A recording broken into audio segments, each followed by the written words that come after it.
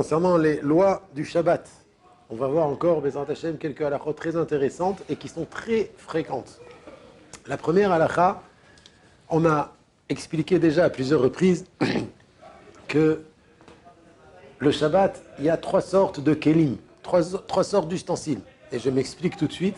Il y a Kli Rishon, c'est le premier Kli, ça veut dire c'est la marmite qui est sur le feu.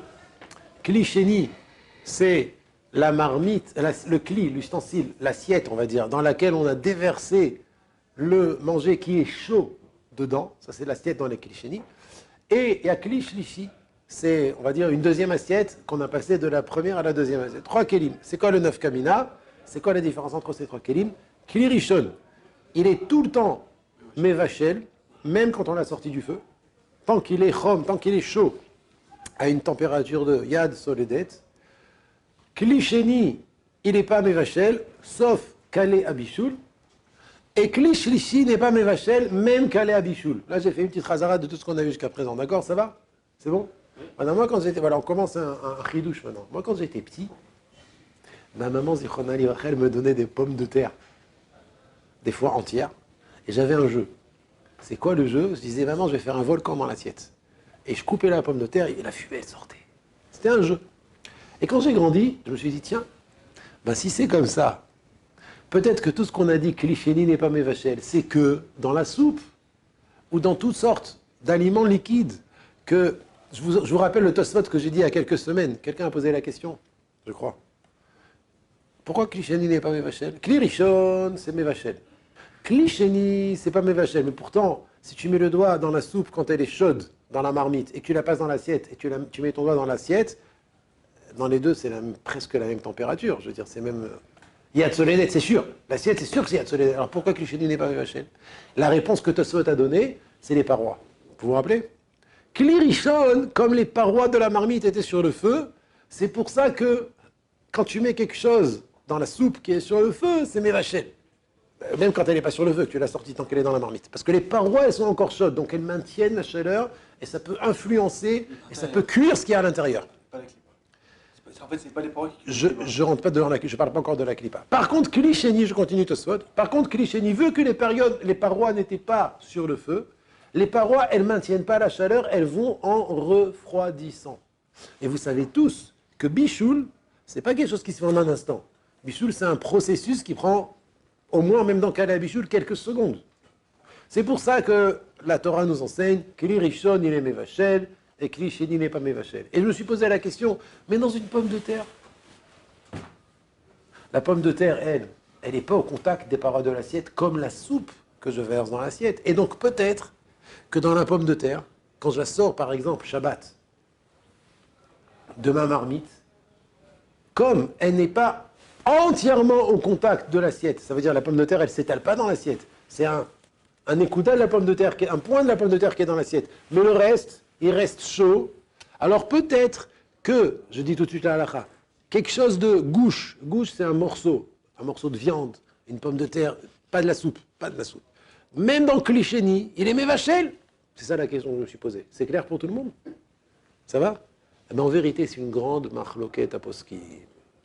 Les Ashkenazim, avec en tête le Marshal dans Yoredea et le Magen Avraham dans Shabbat, disent que davar, gouche, quelque chose qui est solide et qui donc touche pas toutes les parois de l'assiette. Même quand je le mets dans un Kli Sheni, il est mevachel. Donc vous prenez une pomme de terre de la daf Shabbat, vous la mettez dans votre assiette, ça sera interdit de mettre de l'eau dessus, de la sauce froide dessus, parce que c'est comme si vous la mettez dans la marmite. Pourquoi?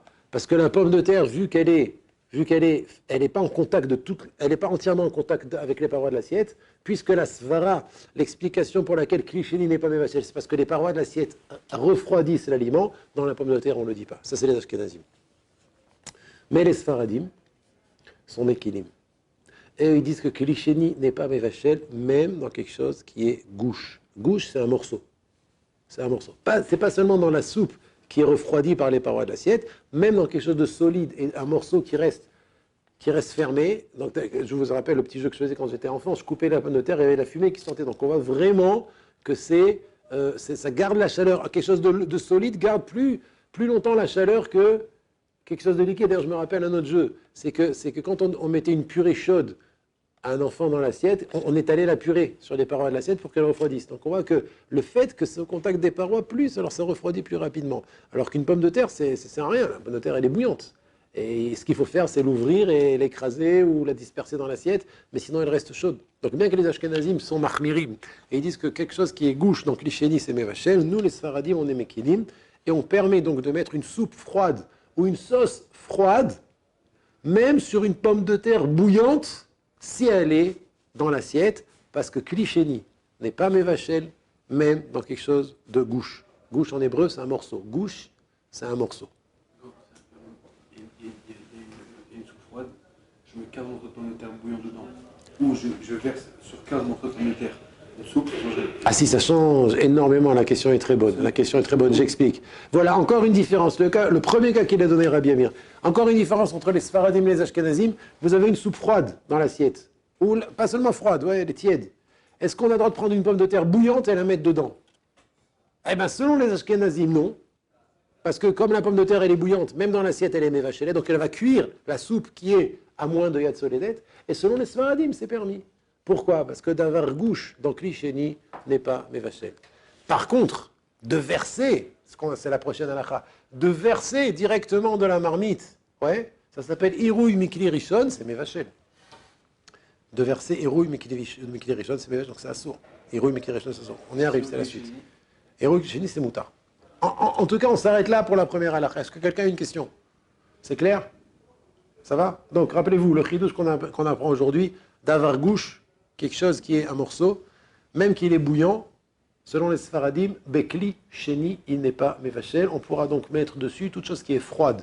Une sauce froide, de l'eau froide, une soupe froide. Pourquoi? Parce que donc, Sheni, c'est pas Mevachel. Voilà. Deuxième halakha. On a dit qu'il y avait trois kelim. Keli Rishon, Keli Sheni et Keli Shlishi. Quand vous servez de la marmite à l'assiette par l'intermédiaire d'une louche, quel statut a la louche? Est-ce que c'est déjà un klisheni? Et si c'est déjà un klisheni, donc l'assiette elle sera klishlishi? La question, elle est, quel est le din de la louche? Alors Guidon, il nous dit que les Rishon. Pardon? Le problème des gouttes, il faut les naérota, tu as raison. Il faudra, si, c'est un autre problème, mais il faut le rappeler, tu as raison. Si quand on a servi de la soupe avec une louche, on verse dans l'assiette, maintenant les gouttes qui sont sur la louche, elles refroidissent. C'est un problème de la retremper dans la marmite, qui est klérichonne. Il faudra les naérota, il faudra la secouer, pas sur la tête de votre femme, ni sur sa chemise. En général, on secoue dans l'assiette. On secoue dans l'assiette, on secoue dans l'assiette. Qu'est-ce qu'il a dit là? Ça sera louche. Ah.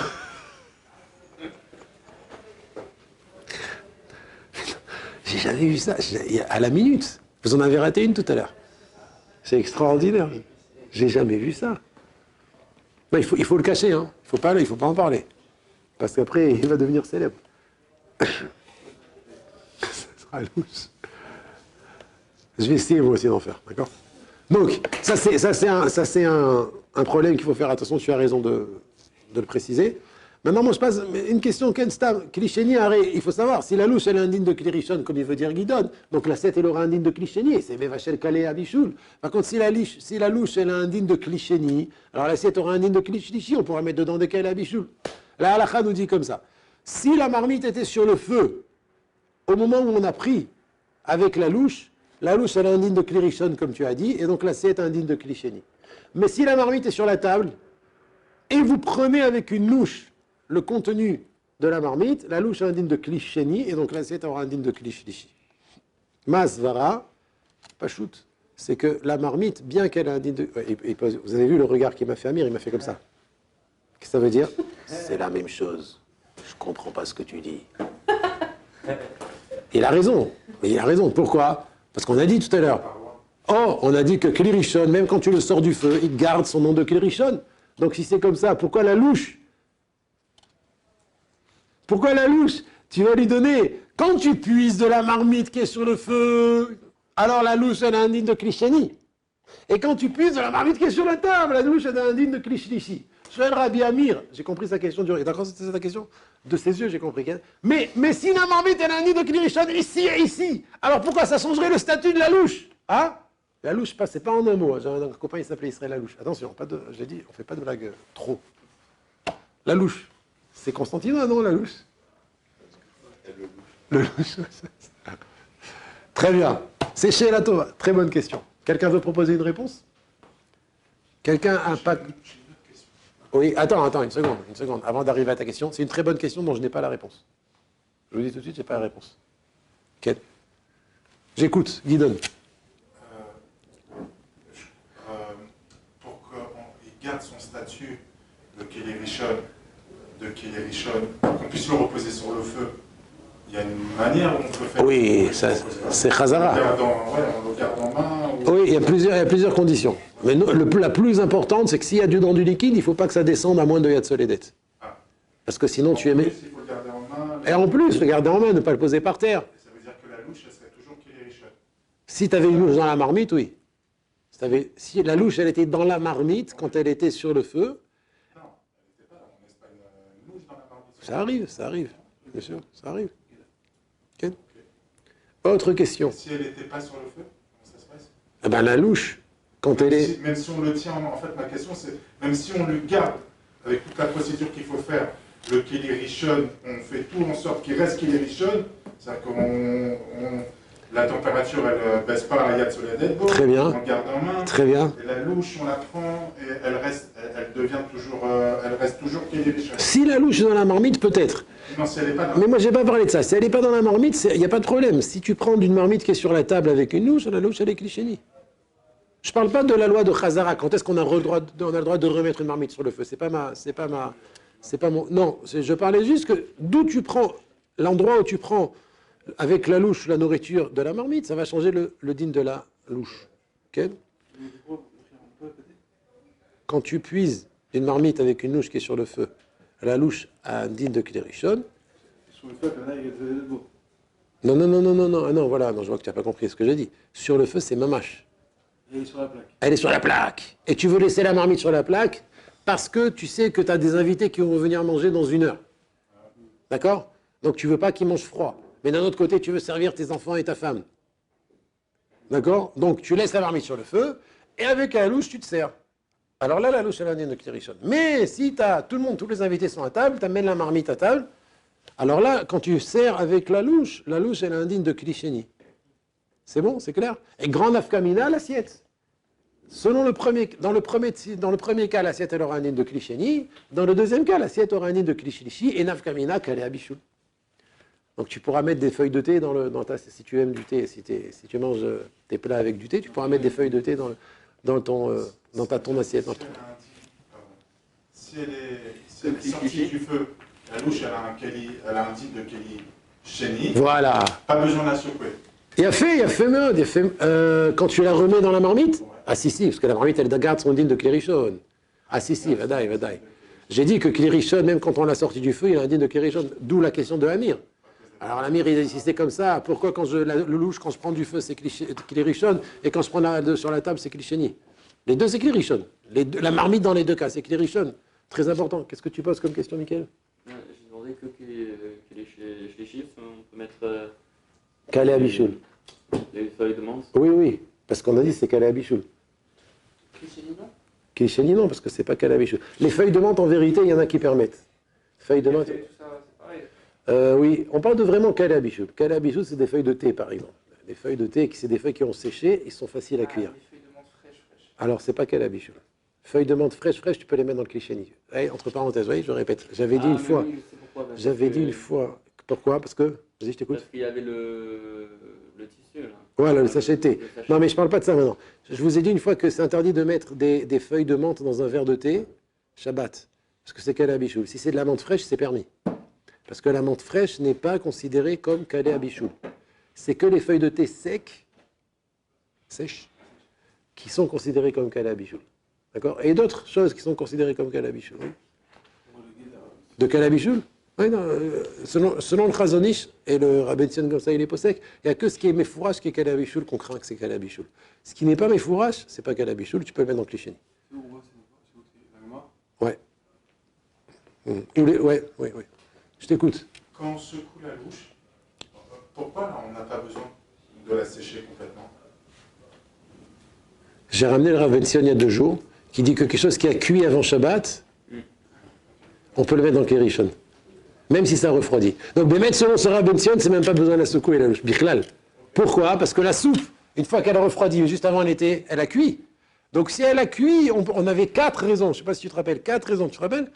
4 raisons pour lesquelles on pouvait le remettre dans le Kérishon. Donc dans ce cas-là, Rav Ben Sion Abashaoul, il tient qu'il n'y a pas cuisson après cuisson. C'est ça? Alors, c'est pas précis. La question est très bonne. Parce que le Rav Ben Sion, tout ce qu'il a dit qu'il y avait 4, c'est d'afin quand on verse Mikil Rishon, il rouille Mikil Rishon. Mais là, tu le retrempes dans le Mikil Rishon, c'est plus chamour. Donc peut-être que dans ce cas-là, le Rav Ben Sion sera d'accord qu'il faudra secouer la louche avant de la rentrer dans la marmite.